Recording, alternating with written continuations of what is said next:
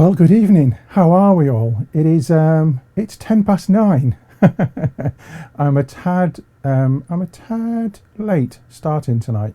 We had a technical issue on the audio and video, so we've ironed that out, and it's also given me time to plumb in the guest that I have for the first half, who we had to organise getting time zones organised because he's in Utah, and we of course are in the UK.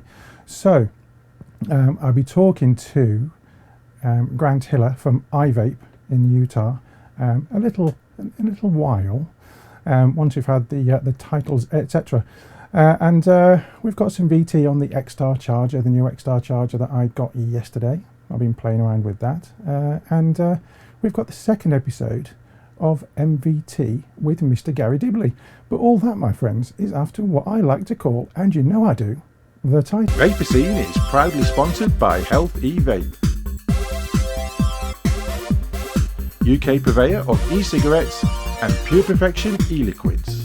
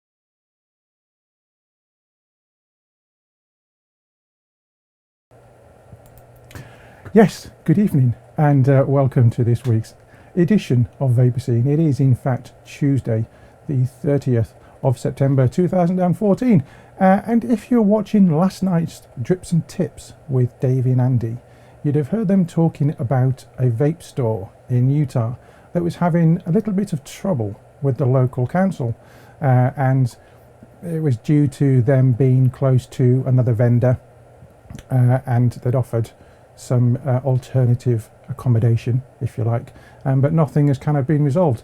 And I got hold of Grant Hiller from iVape last night, about 2 o'clock in the morning, because they're 7 hours behind over there. And he's very kindly come on the show tonight. So let me just bring him in. Good evening, Grant.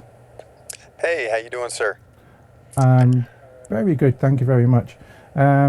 Let me know, guys, if you can hear everything okay, because we had to set this up literally seconds ago. So let me know if there's any issues with Grant's audio, and I can tweak as we go on the fly. Grant, why don't you tell the viewers the story, the backstory as to what's happened thus far? So, again, my name is Grant Hiller. I own iVape. We're located in Murray, Utah. And we opened July 25th, 2013. When we submitted our business license, we obviously found the location and then contacted the city of Murray, went through all the proper steps in applying for the business license and going through the inspection and things like that. Everything went golden. We opened July 25th, 2013, and it was awesome ever since. In late January of this year, we received a letter from the city of Murray saying that we were within 600 feet from a smoke shop that sells cigarette products, and they complained that we were impeding on their business, and so they were forcing us to move. So at that point, we retained an attorney and kind of went through, all the steps and trying to see what the major concern was. And initially, like I said, their concern was you have to be, through state statute, 600 feet away from an existing smoke shop. So in the state of Utah, e-cigarettes fall under the same tobacco. So at that point, we retained an attorney, met with the city attorneys and the board members of the business licensing division, and basically, kind of ironed out some things, and was basically came to an agreement that we were going to look into moving locations. And so after submitting 4 different locations throughout the city of Murray, they denied all 4 of them. And so the next time at the round table, it was myself, my attorney, and then 2 city attorneys. We kind of figured out that why not, I proposed to give us a map of the city that had areas that we could actually move into. So at that point, we got the map. We found 2 separate locations within their map. The first one was in a shopping center, and it was awesome. We met with the landlord. About a week and a half later, the landlord said yes, he'd allow us to move in there. And so we submitted the license through the city of Murray. And despite being in their map where they highlighted where we could move, they denied us. And their reason behind that was, oops, sorry, we didn't know that there was another city next door to the edge of our city, and because of that, you don't meet county guidelines. So first they blame it on the state, now they're blaming it on the county. So at that point, I hired a realtor and had a realtor kind of dig through the map, try and find open areas where we could actually move, because at this point, we were just trying to work with them. We were trying to keep iVape stores open by any means necessary. And, so we hired the realtor. The realtor found us a location. And the location was kind of in an industrial area. Obviously, not awesome for a retail location. But when it was all said and done, iVape stores were still going to be open, and that was our main concern. So we swallowed the fact of moving right on State Street, which is the busiest street in the whole county. It's the only street that runs up and down the entire state. So it's a very, very busy street where we're at right now.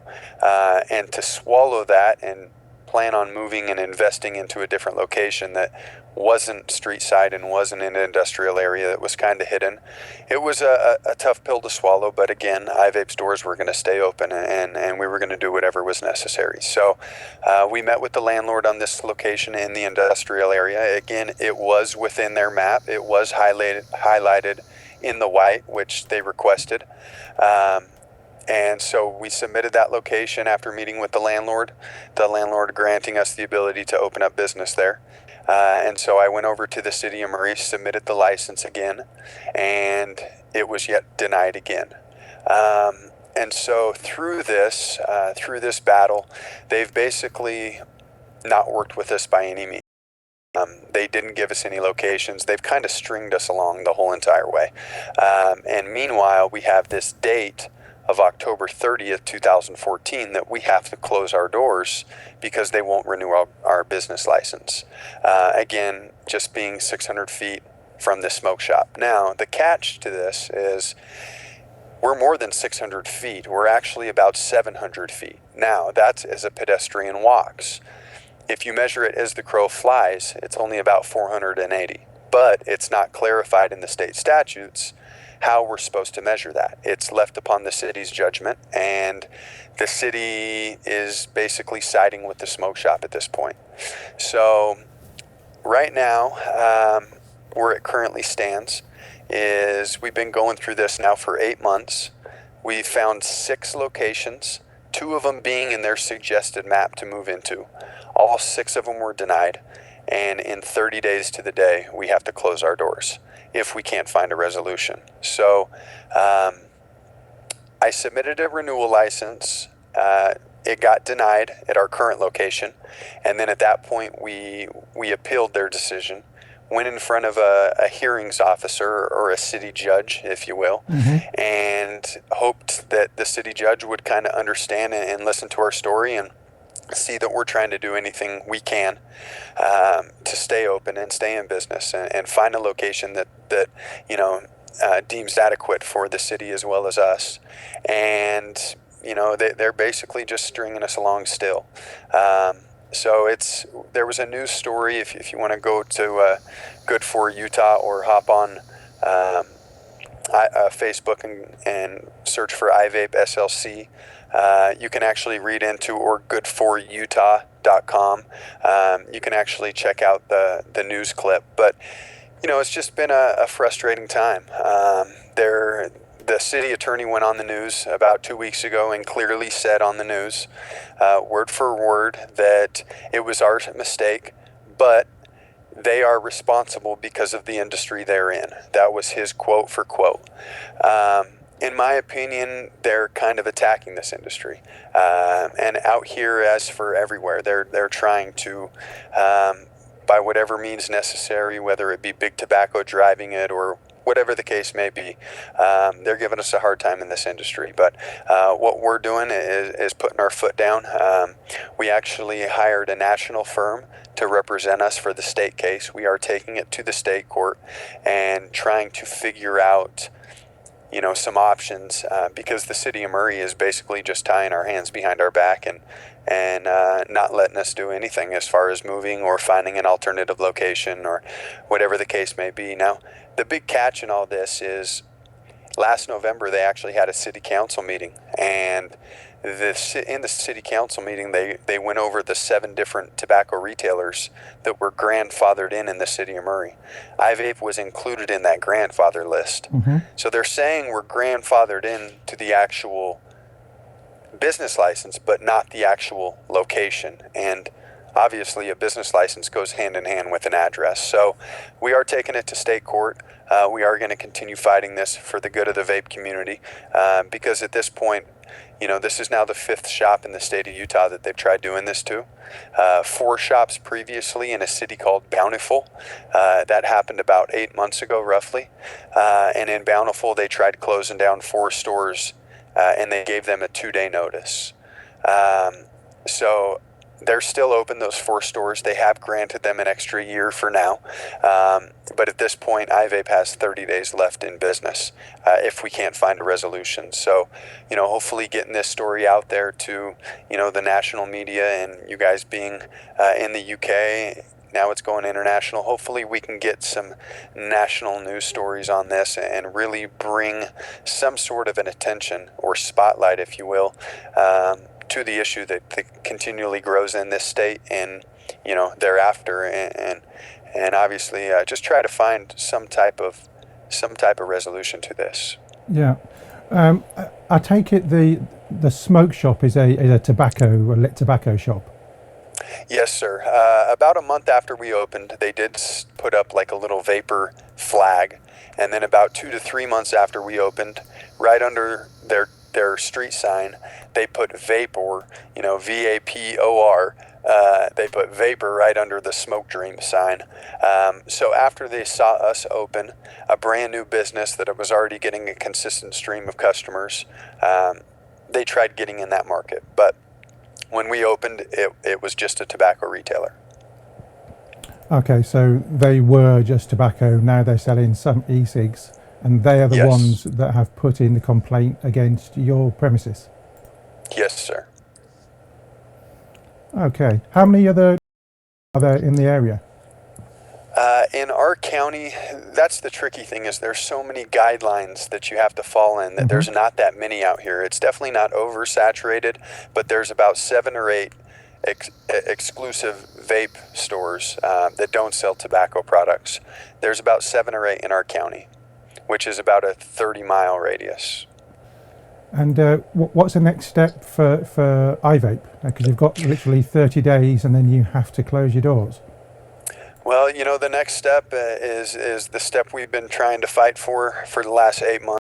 We are going to take this to the district court in the state, have them hear it. At that point, we're going to try and put a temporary restraining order against the city so they can't close us down. But as of right now, we have 30 days. So, we did open up an online store. Hopefully that helps, kind of like a plan B. But it's just very unfortunate. We have about 250 customers a day, 250 transactions a day in our store on average. And we have a lot of recommendation letters and a lot of people that lean on iVape, to keep them off cigarettes. And when it's all said and done, that's what it's really about. We really focus on bringing the best of the best product to our customers. We have 25 different juice lines, about 250 different flavors. We specialize in every area, from a starter kit to, a $240 authentic Stingray. We specialize in every area, and so anybody that vapes can come in and know they're getting a solid product for the price that they're paying, and they're getting the hands-on education and experience along with that. And the unfortunate thing, talking about the vape community, is not that many stores do that out here. There's not a lot of stores that are innovative with new product, and so there's a lot of customers that rely, like I said, on iVape to bring them what they need to stay off cigarettes. And when it's all said and done, that's the hardest part in all this, is reading these recommendation letters and seeing the pain and the fear of just customers that don't want to have to go to another shop, don't want to have to find new flavors. They want to continue shopping at iVape, and that's what we're going to fight to do for them. And what about the landlord side of things? Obviously, you rent the shop from a landlord. Have you had to put money up in front? Are you going to lose money by the city closing you down? Yeah. We're definitely going to. I mean, just the problematic side of this and the most frustrating part is the business side of it. Obviously the economy is obviously looking for new things to generate revenue for them. We have a staff of 8 employees, which right there, that's 8 paychecks that's putting food on families' tables. Never mind that, we pay $10,000 a month in payroll tax and about $35,000 to $40,000 every 3 months for sales tax. If you add that up, that's $780,000 of lost revenue for the state just in taxes. That's 250 transactions a day, where 250 people a day are coming into the city of Murray rather than staying in.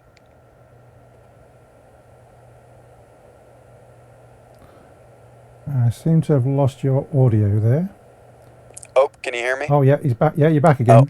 Oh. I lost you there for a second there.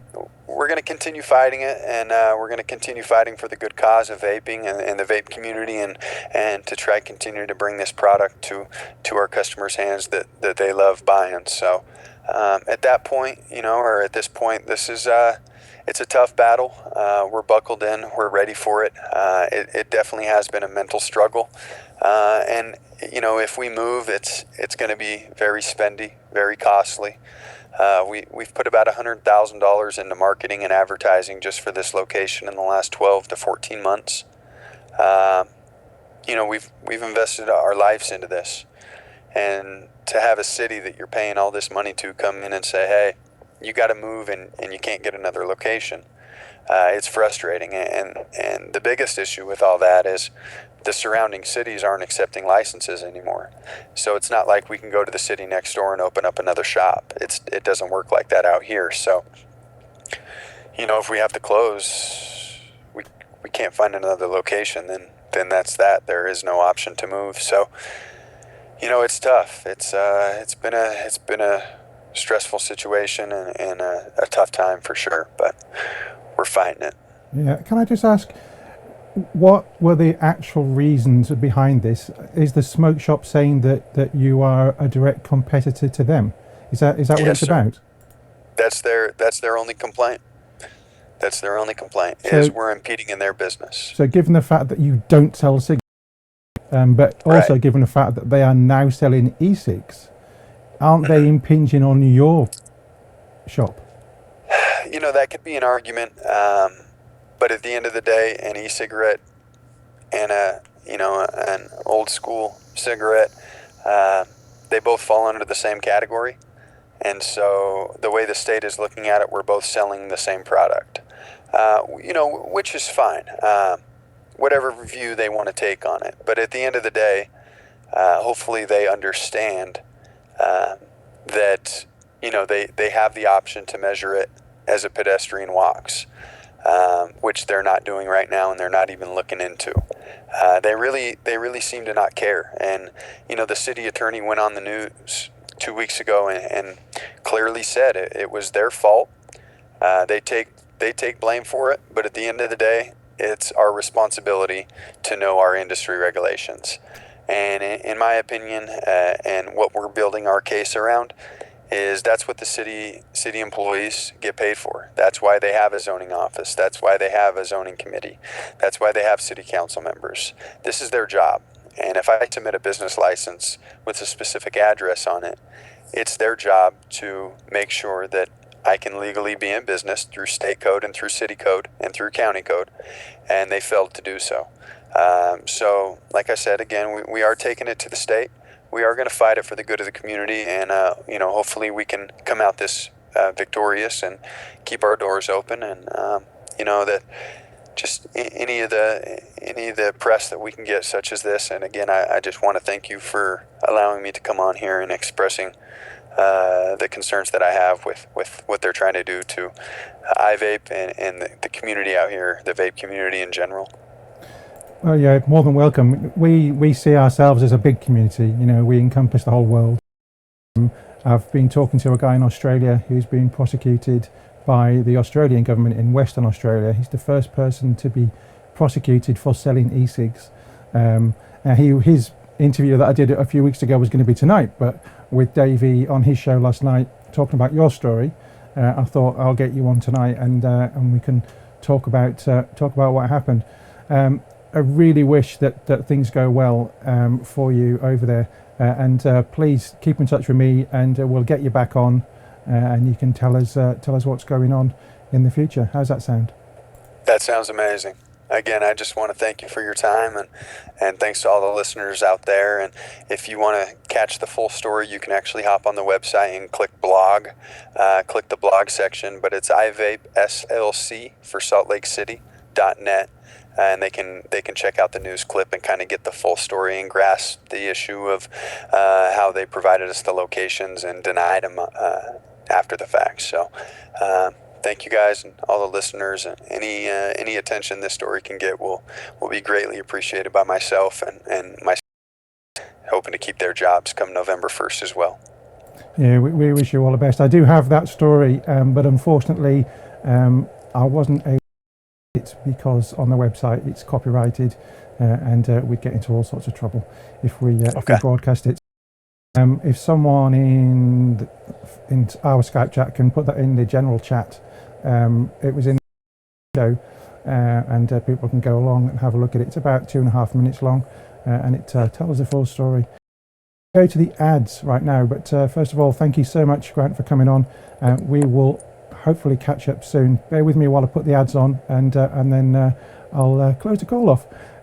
We'll be back in about a minute and 37 seconds, something like that. VaperScene is proudly sponsored by Health e-Vape, UK purveyor of e-cigarettes and Pure Perfection e-liquids.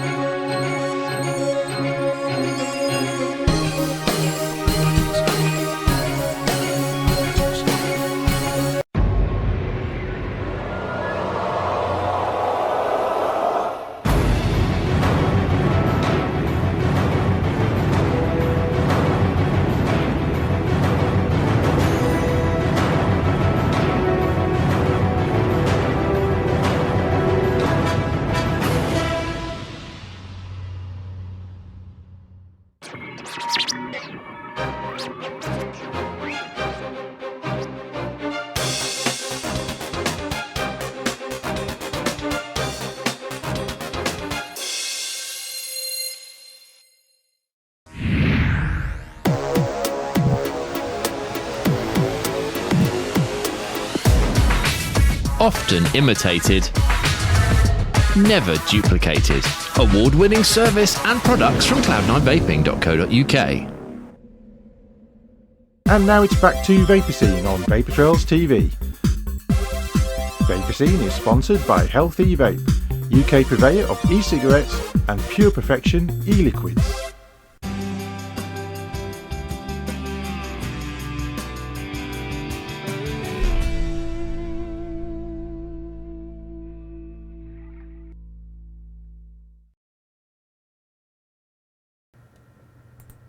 And back to part 2 of this week's edition of VaperScene. Really feel for Grant over there in Utah. 8 people, employs 8 people, 250 people a day go to his store. He's had a license and now they want to take it away from him because a smoking shop complains. Wow, not good at all, and we wish him all the best. As I've seen in chat there as well, people wishing Grant good luck with the process, and he's going to keep in touch with me, and we'll try and get him back on the show to let us know what happens in the next 30 days. Yeah. So, being 10 minutes late starting has thrown my timings all over the place. So, just looking at my little spreadsheet while I updated my times. And it is indeed time. Yes, it's time for Mr. Gary Dibley and the second episode of MFT. Yes, and he's going to be working on the wooden mod today. You'll see. It's coming up now.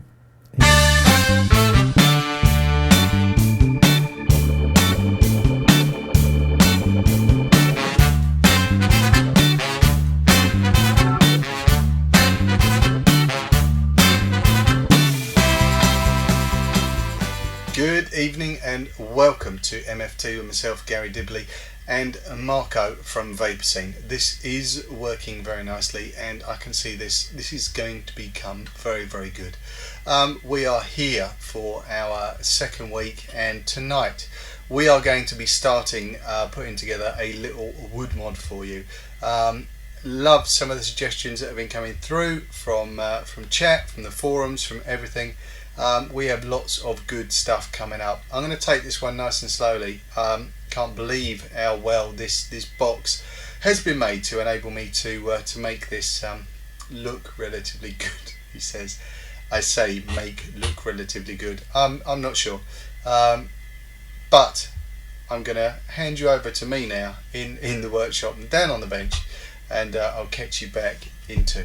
And we are back in the room once again, and this week is the week we crack on and we look at making some stuff. I've got my box, I've got my Vamo that's going to be transplanted into the box. I've found myself my little knobs. I thought I lost them a while ago, but I do have now my little tiny knobs, which I'm going to be switches that are going to be used for the up and down in here. Show you how they go in a minute. I've got a battery holder, I've got me end cap, I've got a battery, and I've got a switch. I'm going to be ordering a new switch because this one is a little bit dull, should we say. But in terms of fitment, this will do me fine. First steps that we said, and if you're catching up, you didn't see it last week, I got a box at VapeFest, someone gave it to me, I went, lovely, and now we're modding it. Right, let's get down. So, down a little bit further, I have a Vamo. The first thing I need to do before we can do any sort of fitment in this box is to take the guts out. If you saw last week, I snapped this off the base that it was.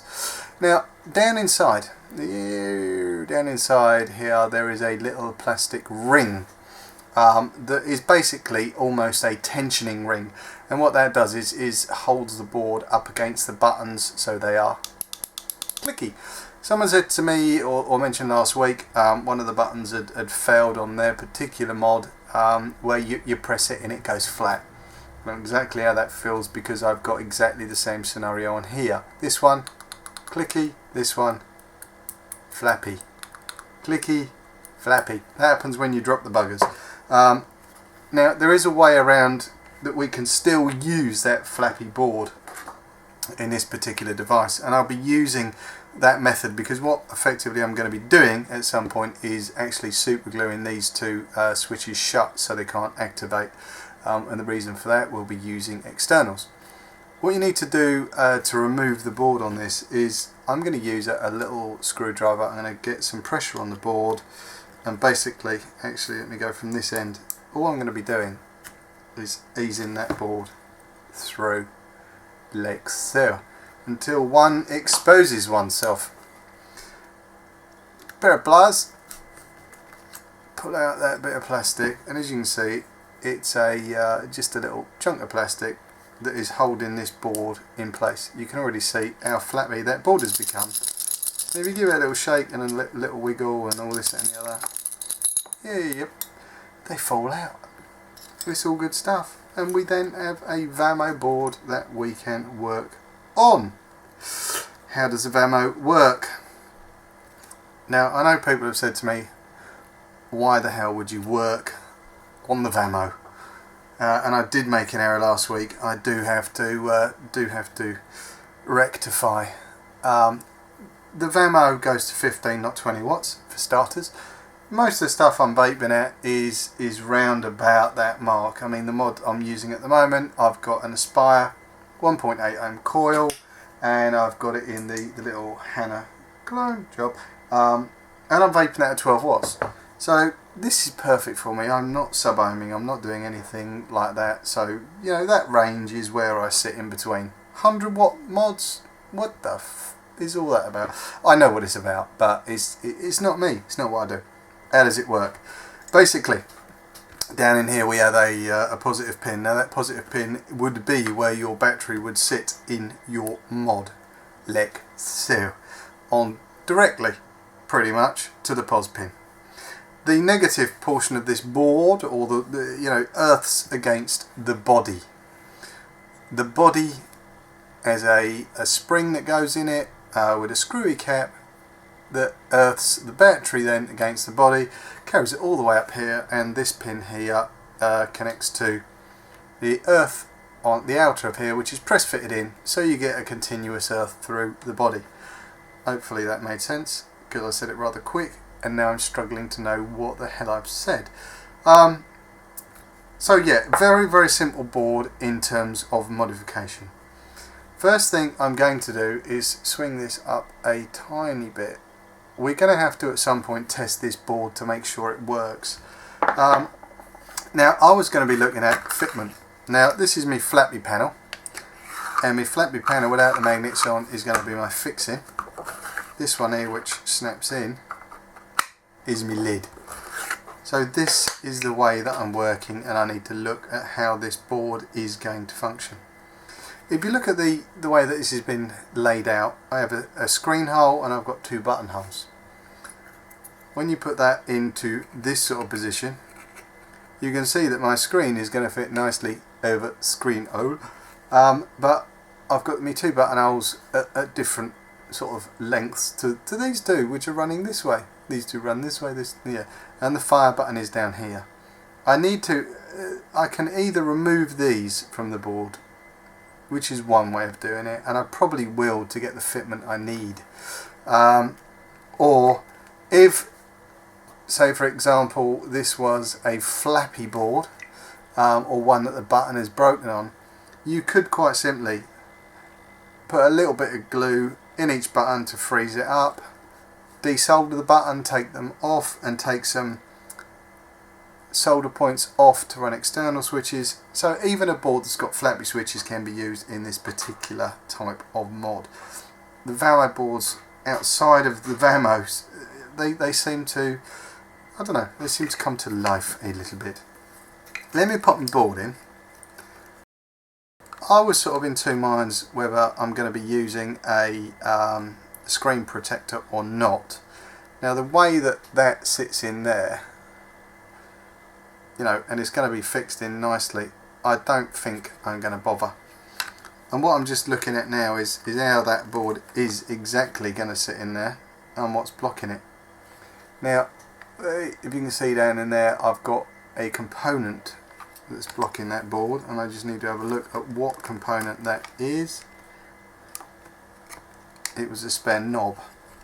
Actually this has been designed very well, because there's enough clearance behind that board. That board is sitting in there so tight, it's incredible.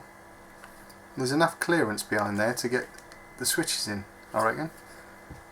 This gets better and better. Funky old design, liking that. So you can see we've got our screen in, and we need to work out our switches, and we need to work out just how the hell we get a battery in this thing. So this is what we're doing. We're going to start laying out, start piecing it together, start looking at how we can get things to fit, and most importantly how they're going to look relatively nice when they do fit. I'll pop back in 2. See you in a bit. And there we go. I've released my board, and I'm just offering up key switches just to see how they fit. And like I say, the design on this box is just bang on, because that's not going to accidentally fire. This type of switch is a real clicky switch.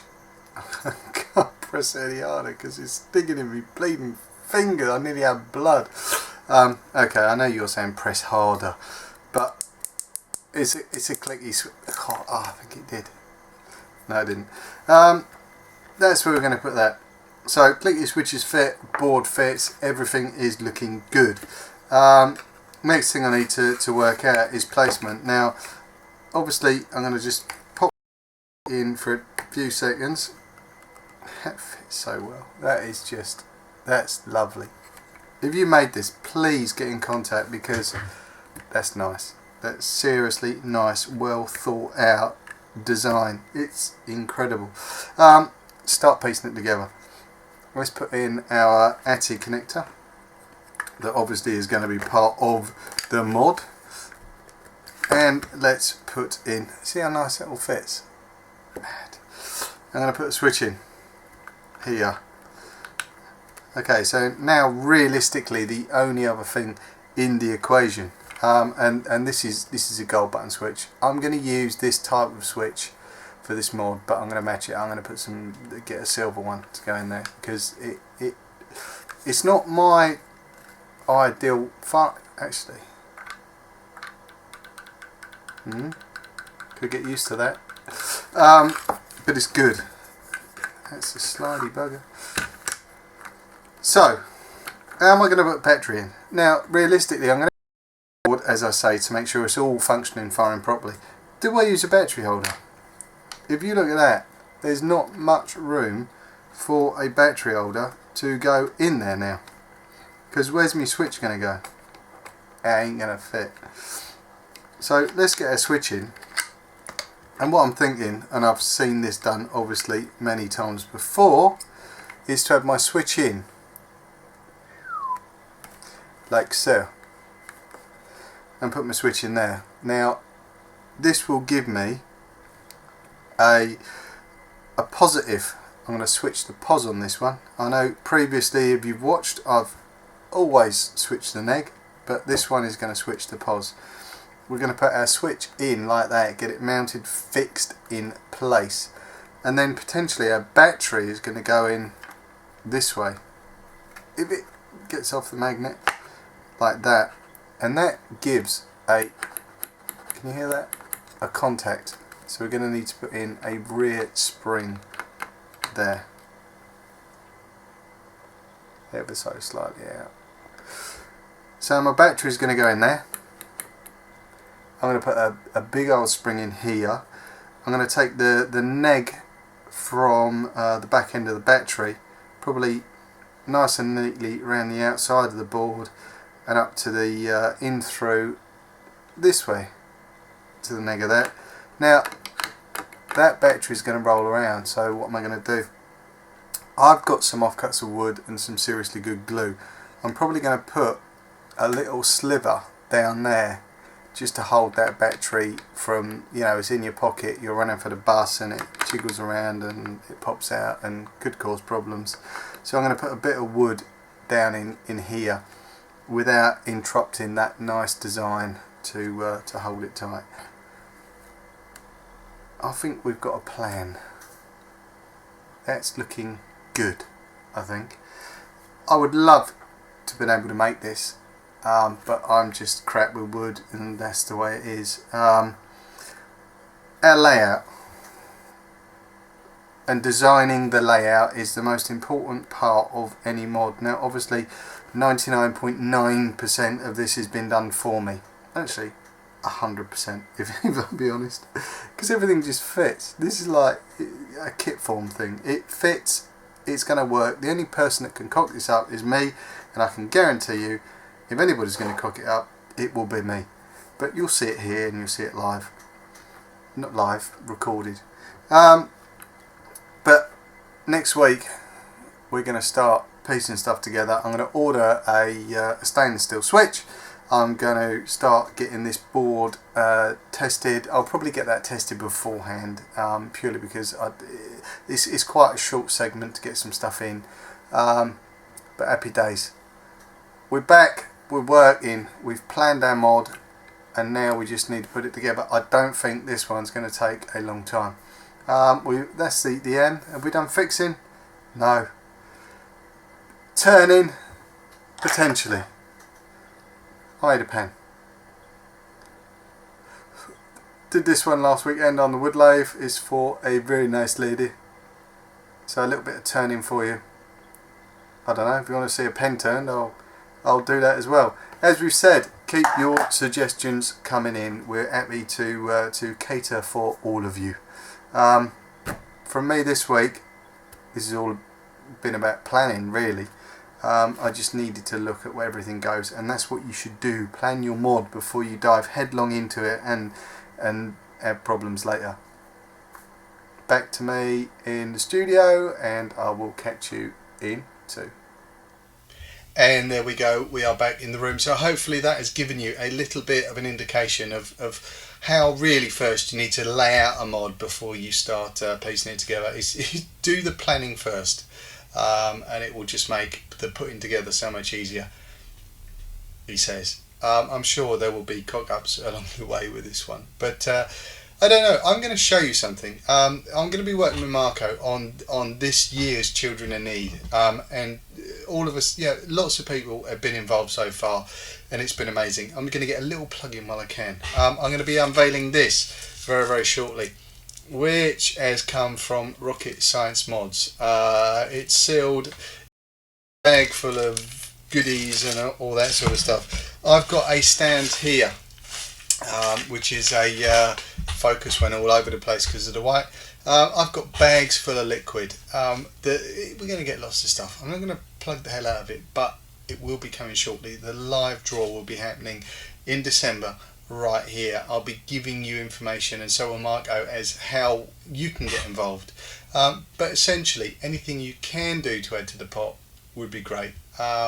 Sell a mod, add it to the pot. No one's telling you you have to add to the pot, but we do this every year. It's good stuff. It's for the kiddies. Last year we raised about 4.7, something like that. Be good if we could raise that bar a little bit this year. And already so many great people are getting involved, and it's all good stuff. I'll be back next week, and we'll be continuing that little bit of wood. I'll catch you in 2.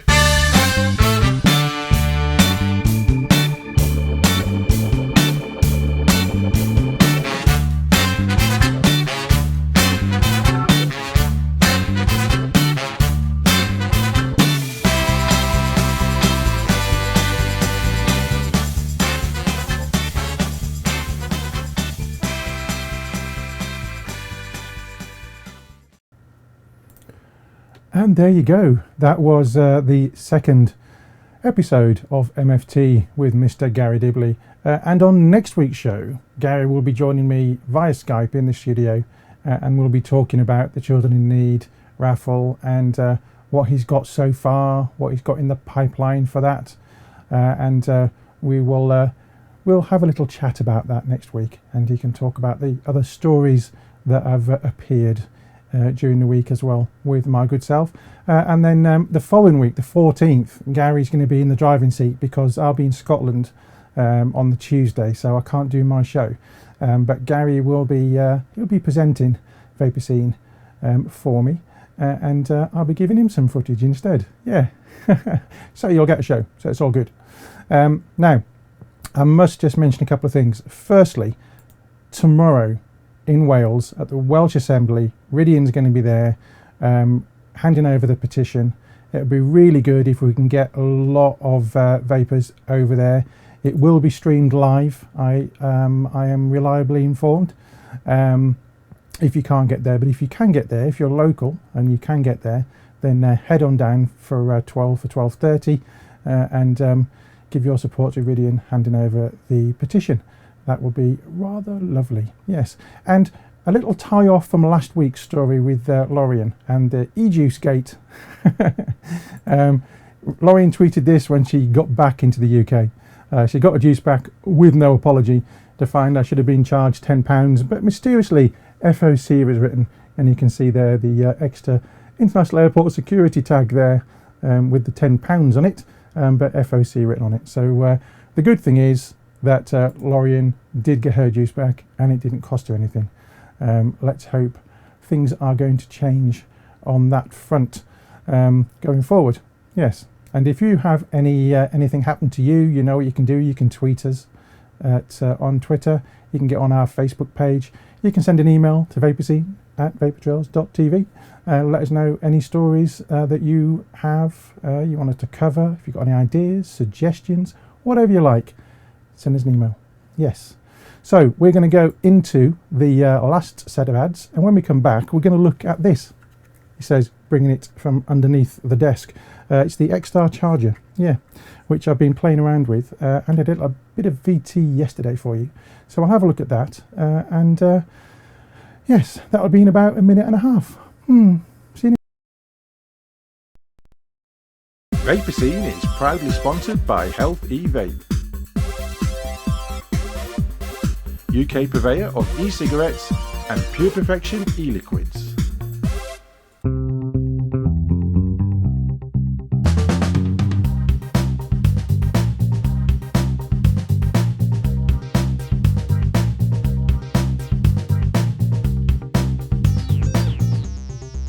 Vapers, do you love discovering new e-liquids? Tell Dripper the types of flavours you like and they'll send you 5 gourmet juices each month.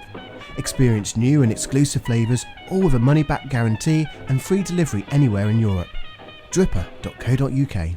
iVaper and iVaper Elixir, based in Yorkshire, for your e-cig needs. That's iVaper.co.uk and iVaper-elixir.co.uk. iVaper and iVaper-elixir.co.uk, proud sponsors of VaperTrails.tv.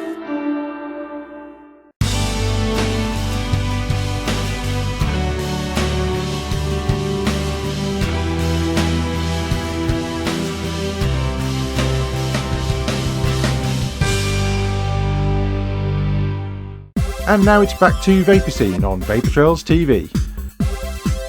VaperScene is sponsored by Health eVape, UK purveyor of e-cigarettes and Pure Perfection e-liquids.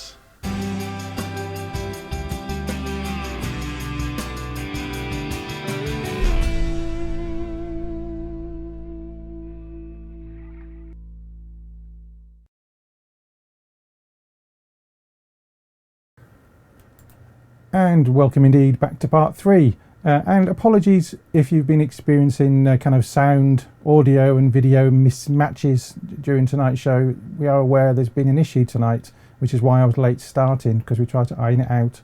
But they seem to be changing the goalposts all the time for the other side, and it kind of goes out of sync. So apologies for the audio issues. Yes, so I mentioned just before the break there about the XTAR Charger, and someone put in chat, I need to go to the other mouse, about am I going to share the waveform on it. That was Spiritus. Hope I'll be talking waveforms. Unfortunately I can't, because I haven't got that kind of kit. Mr. Dawn has got the nice toys. I haven't got toys like that, so I can't do stuff like waveforms and things, but we can look at that another time. I will see what I can get hold of and show you all sorts of what have you. But we'll have a little look, and I've been using it last night and today, and rather impressed I am, I have to say. he says in Jedi speak. Impressed rather I am. Yes, not a bad little charger. But see what you think, and I'll see you in a moment. Good afternoon. How are we? It is I, yes, and it's Monday today, and I had a package delivered on Friday. Well, I didn't get a package, I got a red card, and it was for this here package, which is going to throw my white balance into complete disarray, but there you go. Yes, this white package, which I got red carded for. So I picked it up this morning at the post office on the way up here to the northeast. I'm just about to leave, but I just thought I would show you very briefly, and then look at it in more detail back home in the old studio. So what did I get? Well, here we go. I got a couple of Sony batteries, and these are 18650, 3.7 volt, 2600 mAh. Yes. And I also got a new charger. Yes, it's the XTAR XP4 intelligent charger, and it charges all manner of batteries and has some nice little functions. So I'll show you those back home, and I'll see you soon.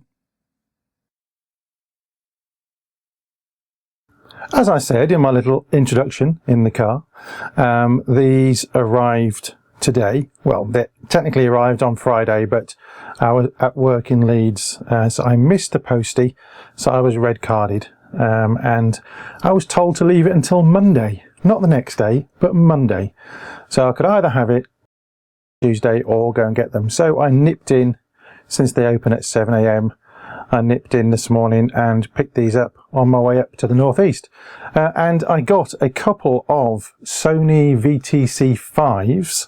2600 milliamp hour, and these are 30 amp batteries. Now they are IMR, they're not protected, but they will do quite nicely on my eVic Supreme and the SVD, and my other 18650 mods, because my other batteries are starting to wear out a little bit now. So I'll have a look at those. But I also got a new charger, yeah, and it's the XP4 from XTAR. It's a 4-slot Ni, MH and lithium-ion battery charger, and it's got quite a few little features. So we'll take this out of the box and I'll explain more. So what do you get in the box? Well, you get a little warranty card. You get the mains adapter, and this gives 2000 milliamps at 12 volts. That's a 12 volt, 2000 milliamp hour power supply. You get the instructions, you get the XTAR charger itself, and you also get a car adapter, which is quite handy, so you can plug it into your 12 volts and charge your batteries on the go. That'll be very handy for me on the road, I have to say, because I've got spare power outlets in the car, so I can always have my batteries on instead of charging them in my eVic Supreme, which is what I generally do. So we'll get rid of the car adapter for the moment, and the warranty card, and the power supply. So what we're left with is the unit itself, and let me zoom in a little bit for you. There we go. I'll get it into shot. So we have channels 1, 2, 3 and 4. You'll also see there are 4 lights on here, or 4 LEDs, and you can change the voltage at which you charge, and various batteries need various charging rates, and what they recommend on the charger is that you have a specific ampage for specific batteries. Now 0.25 amps they recommend for batteries whose capacity is below 1000 milliamps. 0.5 is for batteries that are greater or equal than 1000 milliamps, and the 1 amp is best for lithium-ion batteries whose capacity is above 2600 milliamp. Would probably suffice for the 2600 milliamp Sonys at 1 amp. You can also, there's a little light there that says USB, you can also put a battery, fully charged battery, in slot 4 and then keep this pressed in for a few seconds, and it will allow you to plug in something into the USB port, which is, if I do it that way, you'll see it. That output is powered from channel 4. So if you've got a brand spanking charged up battery in port 4, you can plug your phone in if you're a little bit low on juice, press the button for 5 seconds, and it will charge from this battery. That's one of the functions. Another function is you can put a battery that's failing, needs a bit of repair job. You can put that in slot 1 and turn the power on and press the button for 3 seconds, and it will go into a recharge condition mode and condition that battery. Now, it doesn't do all 4 channels at the same time. It will only condition 1 battery at a time, and it will only allow you to use 1 battery in slot 4 for the USB function. But still, quite a handy little feature. So we'll plug it in, and we'll put in these new batteries, and I'll also put in a couple of older batteries that I know need charging, and we'll see how it looks.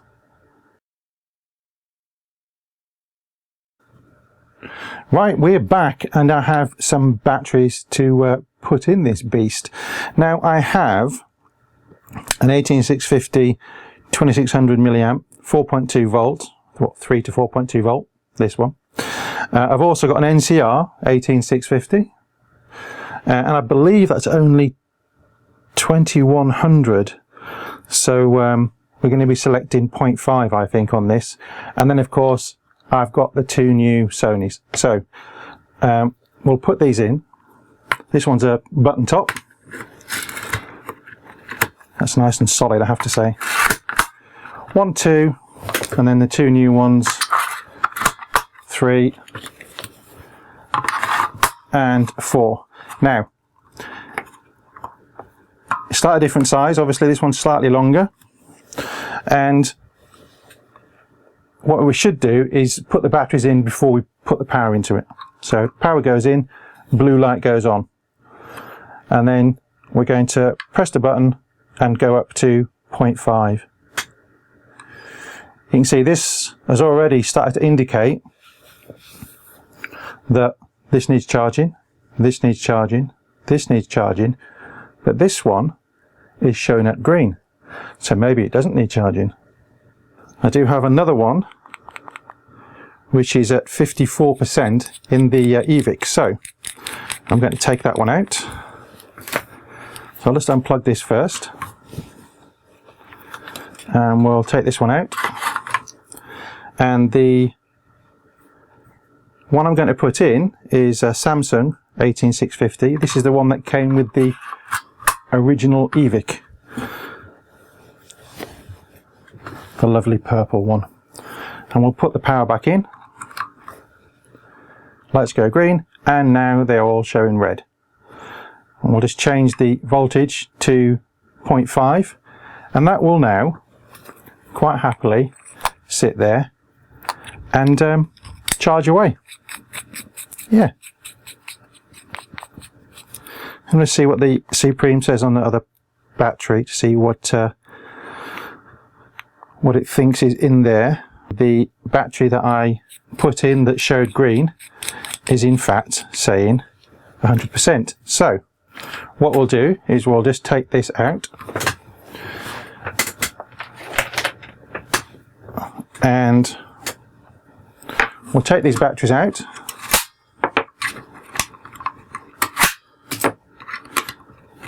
It's a bit like Arkwright's till this, it snaps back at you. So this one's fully charged. So I'm going to put this in bay 4.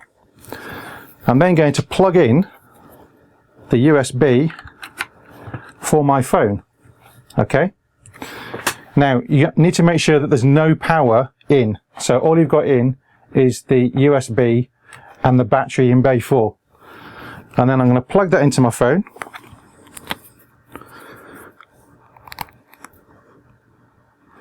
And what will happen, you'll see now, what will happen is, zoom out slightly, when I press this button, it will start taking power from this battery into my phone. Are we ready?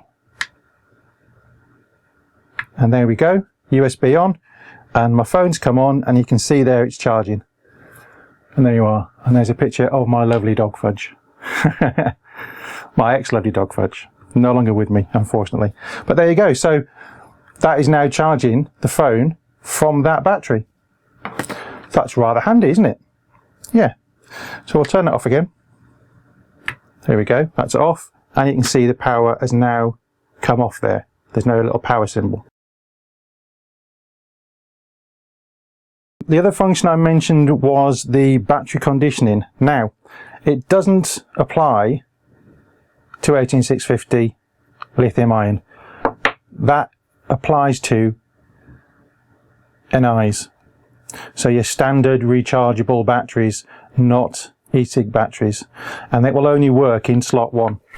So if we put a NiCad in, or this is an NIMH, and plug it in, after it's self-check, we get 3 green lights because there's nothing in it, and 1 red light. Press the button for 1.5 seconds and the red light flashes. What that is now doing is discharging any current that's in that battery, and it will then start to recharge it. Again, this only works on slot 1, and the slot 4 for using the USB only works in slot 4. What you can do, of course, in the meantime, is put your other batteries in, like so, and change the voltage.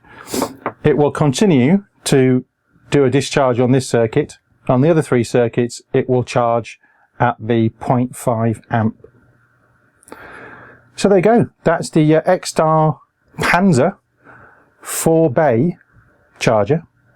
It comes with the 12 volt power supply, and of course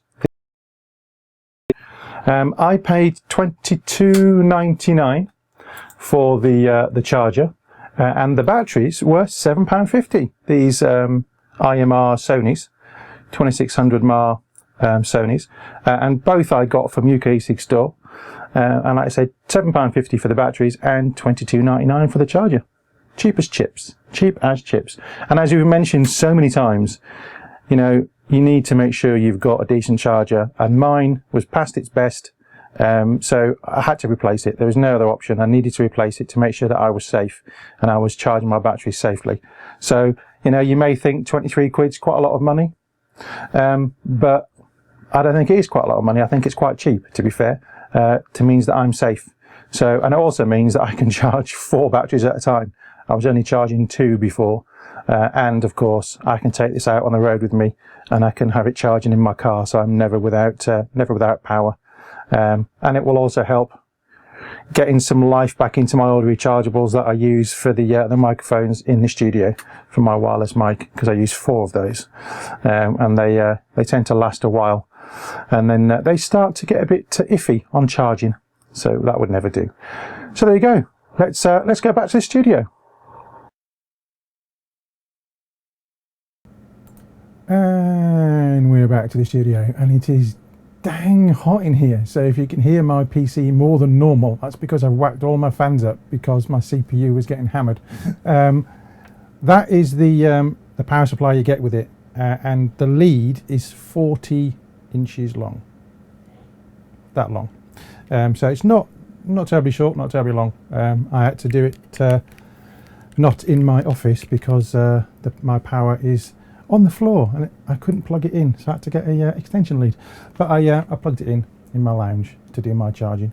Yes, that was a 1.2 volt nickel metal hydride. Yes, for the recharge and condition malarkey. But yeah, you don't have to change the voltage either. You can leave it at the lower voltage. It will just take longer to charge, and some batteries might prefer to be charged over a longer period, but if you've got the high capacity batteries, then you can charge them at the higher rate and they'll charge quicker. Yeah, so I'll keep playing with it and see if I can get on a scope at some point, and that'd be good. Now I've gone overtime But there you go, we were late starting. So let me just remind you what is on the rest of the week. Tomorrow night it is Matt with the show with no name. Yes. On Thursday night it's Mr. Dave Dawn with Keith with the Pocket for the Haze Hour. And of course you've got RY4 Radio every night of the week. No show on Sunday this week, but Dave will be back on the 12th of October, I believe. And then Monday you have the boys, yes, Andy and Davey with Drips and Tips. And you'll get myself and Mr. Gary Dibley next Tuesday for VaperScene. Don't forget on Saturdays there is this.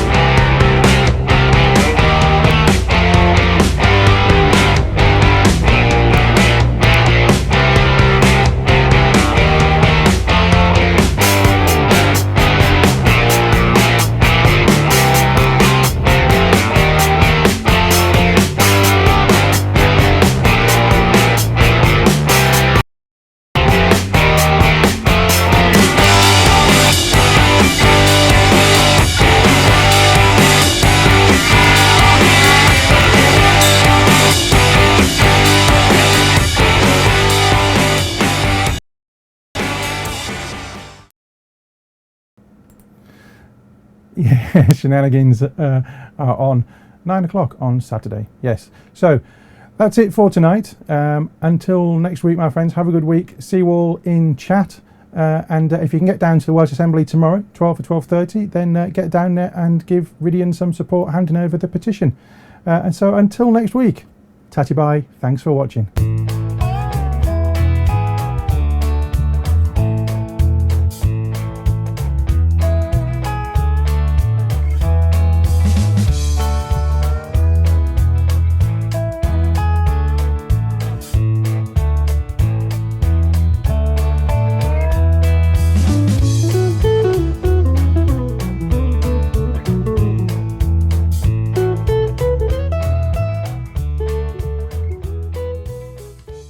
VaperScene is proudly sponsored by Health e-Vape,